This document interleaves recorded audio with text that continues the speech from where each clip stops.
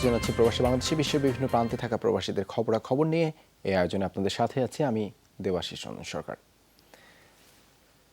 দেশে ধর্ষণ, নারী নির্যাতনের মতো ঘৃণ্য অপরাধ বেড়ে যাওয়ায় উদ্বিগ্ন প্রবাসী বাংলাদেশিরাও।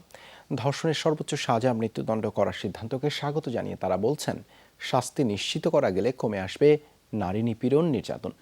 অপরাধীদের অসুস্থ মানসিকতা, পারিবারিক শিক্ষা এবং মূল্যবোধের অভাবকেই ধর্ষণের মতো অপরাধ বৃদ্ধির কারণ বলে মনে করছেন জার্মানি প্রবাসী বাংলাদেশিরা। বিস্তারিত সহকর্মী শামসুজ্জামান উদয়ের প্রতিবেদনে। দেশে ধর্ষণের ঘটনা বেড়ে যাওয়ায় উদ্বিগ্ন প্রবাসীরাও।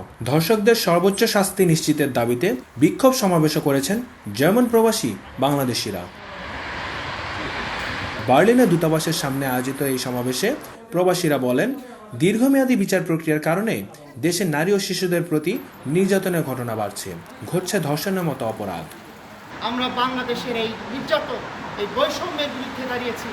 বাংলাদেশের সামনের সোনার বাংলা আমরা হিসেবে দেখতে চাই। এটা খুবই দুঃখজনক যে আজকে আমাদের এখানে দাঁড়াতে হচ্ছে। আমরা মনে করি এবং আমরা চাই ভবিষ্যতে যেন কখনোই আমাদের আর এই দাবিতে এখানে দাঁড়াতে না হয়। অবিলম্বে এই ধর্ষণ বন্ধ করার জন্য রাষ্ট্রীয় এবং সাংবিধানিক ব্যবস্থা নেওয়া দরকার। এ সময় বক্তারা বলেন, ধর্ষণের জন্য পোশাক নয়, নৈতিকতা এবং পারিবারিক সঠিক শিক্ষার অভাবই দায়ী। It doesn't matter if you're white man, black man, brown man, if you're patriarchal women, you cannot tell me what to wear. I will wear what I want to wear. রাষ্ট্র আইন দিয়ে যেমন দ্রুত বিচার করতে হবে, তেমনি সমাজ ও সংস্কৃতির ক্ষেত্রে দর্শক উৎপাদনের যে ব্যবস্থা, সেই ব্যবস্থাটাকেও পাল্টানোর জন্য বিশেষ করে শিক্ষা এবং সংস্কৃতি। নিপীড়ন, নির্যাতন বন্ধে সবাইকে সামাজিক দায়বদ্ধতা এবং নারীর প্রতি শ্রদ্ধাবোধ বাড়ানোর উপর গুরুত্ব আরোপ করেন প্রবাসীরা। মোহাম্মদ শামসুজ্জামান উদয়, যমুনা নিউজ, জার্মানি। দেশে শিশু ও নারী নির্যাতন এবং ধর্ষণের ঘটনার প্রতিবাদ জানিয়ে সভা করেছে মালয়েশিয়া শাখা বিএনপি ও তাদের অঙ্গ সংগঠন। কুয়ালালামপুরের একটি হোটেলের বলরুমে এর আয়োজন করা হয়।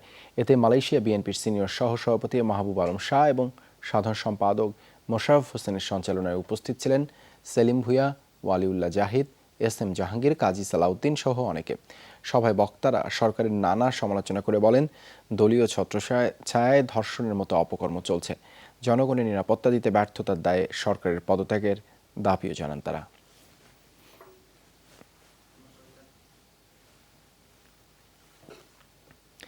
মালয়েশিয়ায় করোনার কারণে যেসব এলাকায় লকডাউন দেওয়া হয়েছে সেসব এলাকায় বন্ধ থাকবে ইমিগ্রেশন বিভাগ। এক বিজ্ঞপ্তিতে এই তথ্য জানিয়েছেন মালয়েশিয়া অভিবাসন বিভাগ। এতে বলা হয়, করোনা পরিস্থিতি নিয়ন্ত্রণে দেশটির সাবা প্রদেশ সহ কুয়ালালামপুরের আশেপাশে 3টি ইমিগ্রেশন বিভাগ সাময়িক বন্ধ ঘোষণা করা হয়েছে। 13 থেকে 26 অক্টোবর পর্যন্ত বন্ধ থাকবে ইমিগ্রেশন বিভাগের সব কার্যক্রম। এছাড়া 14 থেকে 27 অক্টোবর পর্যন্ত বন্ধ থাকবে সেলাঙ্গর, কুয়ালালামপুর ও পুত্রজায়ার বিভাগ। দেশটিতে মঙ্গলবার নতুন করে 660 জনের শরীরে করোনা শনাক্ত হয়েছে। মালয়েশিয়ায় ভিএমএল কোম্পানির প্রতিনিধি সম্মেলন অনুষ্ঠিত হয়েছে। দেশটির রাওয়াংয়ে আয়োজন করা হয় এতে অংশ নেন বিভিন্ন রাজ্যের প্রতিনিধিরা।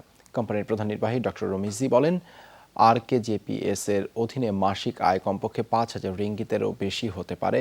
তিনি বলেন, এর সদস্য এবং পণ্য ব্যবহারকারীরা কেবল মালয়েশিয়ান নাগরিক নয়, বাংলাদেশ, নেপাল, ইন্দোনেশিয়া সহ বিদেশি নাগরিকদেরও অগ্রাধিকার দেওয়া হবে। সম্মেলনে বাংলাদেশের হয়ে প্রতিনিধিত্ব করেন ডক্টর মিজানুর রহমান। এই ছিল প্রবাসী বাংলাদেশে। এতক্ষণ সাথে থাকার জন্য ধন্যবাদ সবাইকে।